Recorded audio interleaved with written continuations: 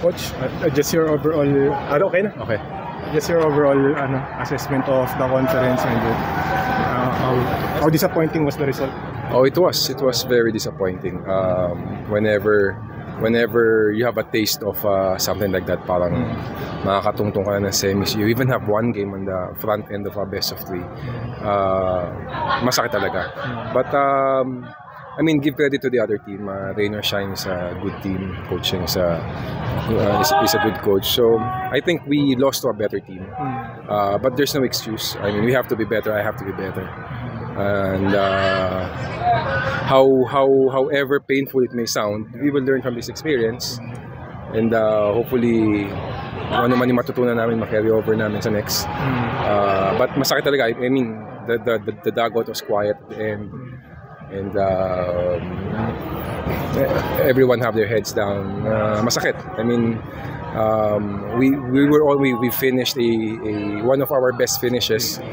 I think we finished once number 2 tapos ngayon number 3. One of the best performances sa eliminations. And then you got booted out like that. But we understand na competition. It's always the better team.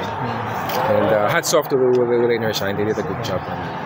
Coach, how difficult was it dun sa, kasi they were also attacking inside, tapos mayroon tira sa labas. How difficult was that on your part na makontain yung... Oh, not only that, pati yung mga guards Yung mga guards nila sa loob din umi-score. Yung mga guards tumitira, tapos syempre they have yung import nila, Thompson.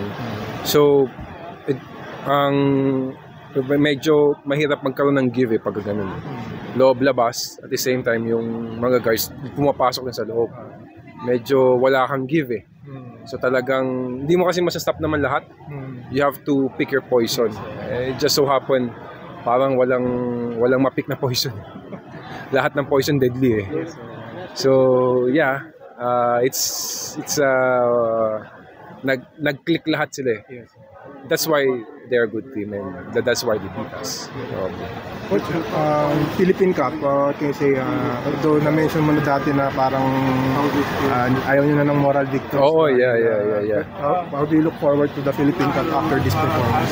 Well, siguro ang ano nga namin we have to feel this pain para magalit ka, para magkaroon ka ng inspirasyon. Kasi unless you feel the pain and unless you feel the hurt,